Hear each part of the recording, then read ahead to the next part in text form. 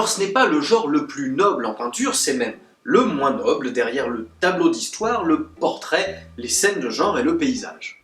C'est pourtant un genre très ancien, puisqu'on a retrouvé des fresques antiques représentant des natures mortes, comme celle découverte à Pompéi, dans la villa de Julia Félix, qui, visiblement, aimait beaucoup manger des œufs et des oiseaux morts. Mais c'est bien plus tard, et plus au nord, que ce genre pictural a connu son apogée. Au XVIIe siècle, la Hollande est alors en plein siècle d'or. Le pays domine l'Europe, en étant la première puissance commerciale du monde. Autant vous dire qu'à l'époque, on ne se rend pas à Amsterdam pour fréquenter les coffee shops, mais plutôt pour faire des affaires. Les navires hollandais sillonnent les mers et enrichissent des négociants qui vont alors investir dans la production artistique du moment. Ces riches bourgeois vont donc financer les artistes et passer des commandes. Les genres les plus prisés sont le portrait, les scènes de genre et la nature morte. On est loin des commandes de l'église catholique et de la noblesse française et italienne qui préféraient les tableaux d'histoire. Les peintres vont donc représenter les fruits de la richesse de leurs mécènes. Objets précieux et nourriture d'exception vont alors recouvrir les toiles. De nombreux peintres, fascinés par les découvertes liées à l'optique, vont chercher à produire des œuvres toujours plus fascinantes pour le regard, jouant avec les effets visuels afin de rendre la peinture plus convaincante que la réalité. Willem Claesson Edda est un peintre hollandais du XVIIe siècle. Célèbre pour ses nombreuses natures mortes, le gars sera passé la postérité sans jamais prendre le temps de faire son autoportrait.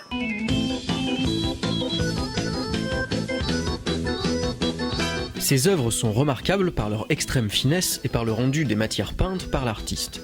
Observez la pureté des lignes, l'économie des couleurs, le rendu des ombres et de la lumière jusque dans les reflets. Les objets et les aliments ont l'air plus vrais que nature. Représenter des aliments est donc une manière de démontrer le talent mimétique du peintre, autant que de mettre en avant la richesse du commanditaire. Observez comme l'artiste s'applique à représenter toutes sortes de matières, avec le plus de détails possible.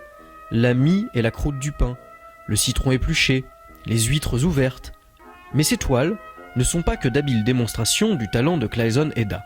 En vérité, les natures mortes de l'époque sont chargées de symbolique et de sens cachés. N'oubliez pas que l'âge d'or hollandais se fait dans une société qui baigne dans le protestantisme du nord de l'Europe. L'art doit donc servir une morale quelque peu pesante. Mais que doit-on comprendre en observant ces miches de pain et ces citrons ? Regardez bien. Dans chacune des toiles, on dirait que le repas a été interrompu et laissé tel quel. La vaisselle est parfois renversée ou brisée. Les aliments sont entamés. L'équilibre de certains objets semble précaire. En vérité, chaque objet possède une signification précise. Un verre à moitié plein évoque le temps qui passe. Un verre renversé, c'est la vie qui se consume. Et le verre brisé, c'est la mort.